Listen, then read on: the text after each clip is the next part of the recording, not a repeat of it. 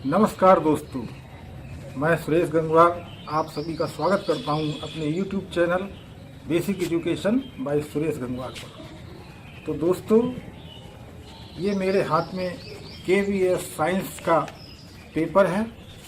ये MCQ वाला है और ये डिस्क्रिप्टिव वाला है। तो दोस्तों, अगर आप KVS साइंस एग्ज़ाम में शामिल हुए हैं तो ये वीडियो आपके लिए बहुत ज़रूरी है, क्योंकि आज मैं बताऊंगा इस पूरे पेपर की एनालिसिस और इसका असली डिफ़िकल्टी लेवल क्या था, और इसके साथ ही एक बहुत ज़रूरी चीज़ उस पर भी चर्चा करेंगे, कट ऑफ, कि इस पेपर की आखिर कट ऑफ क्या रहने वाली है।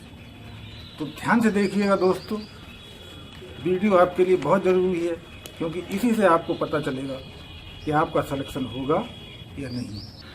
तो दोस्तों, सबसे पहले हम इस पेपर का जो लेवल है वो समझ लेते हैं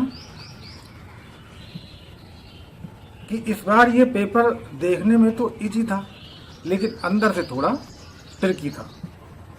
65 से 70% सवाल लगभग डायरेक्ट थे, NCERT जिन्हें हम बेस्ड कहेंगे।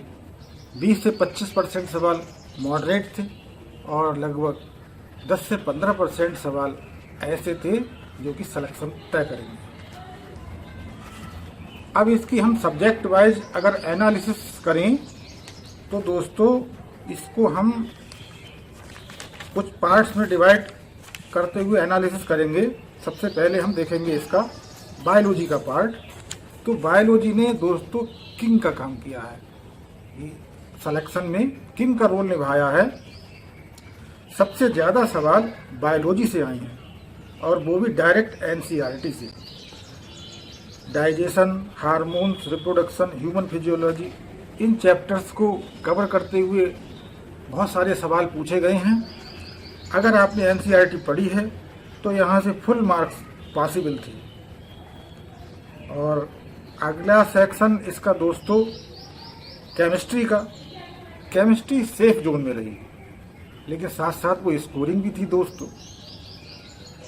केमिस्ट्री में जो है electrolysis, metals, non metals, periodic tables, basic reactions आदि इन चैप्टर्स से सवाल पूछे गए थे। 2-3 सवाल ऐसे थे जो ट्रिकी थे। अब हम दोस्तों बात करते हैं फिजिक्स के बारे में। तो भाई, फिजिक्स के सवाल सरल नहीं थे, वो कॉन्सेप्ट बेस्ड थी और फिजिक्स ने ही पूरा गेम जो है वो चेंज किया है। तो दोस्तों, graph, resistance, sound, cube, shortest path, balloon acceleration से संबंधित चैप्टर्स से सवाल पूछे गए थे और इन्हीं में स्टूडेंट्स ने गलतियां भी की हैं। अगर आपने फिजिक्स का पोर्शन सही से किया है तो आपका सिलेक्शन ऑलमोस्ट फिक्स है।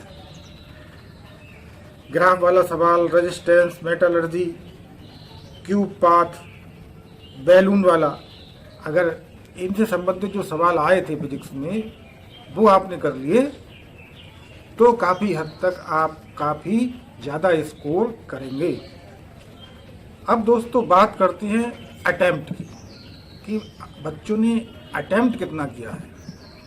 तो जो एक एवरेज बच्चा हम जैसे मान लें, उसने लगभग 45 से 50% जो है अटेम्प्ट ज़रूर किया होगा, और उसमें से 35 से 40 क्वेश्चंस तो ऐसा मान के चलो उसके अटेम्प्ट में से कि वो ठीक करके ही आया होगा। और अगर एक अच्छे बच्चे को लेकर के चलें तो लगभग 50 से लेकर के 55 प्रश्न तक उसको ज़रूर आते होंगे, उसने अटेम्प्ट किए होंगे।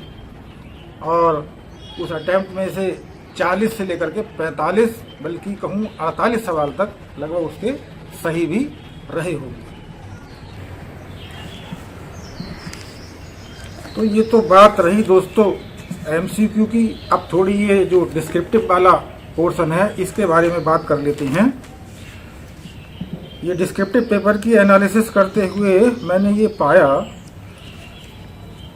कि डिस्क्रिप्टिव पार्ट बहुत स्कोरिंग था।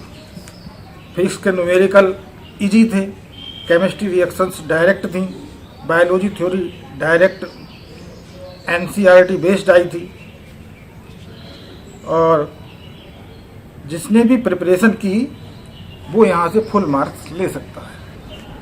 तो दोस्तों अब हमारा फाइनल वर्डिक्ट क्या बनता है कि ये जो पेपर है ये इजी था, स्कोरिंग था, NCERT बेस्ड था, लेकिन स्मार्ट स्टूडेंट्स के लिए डिजाइन किया गया था।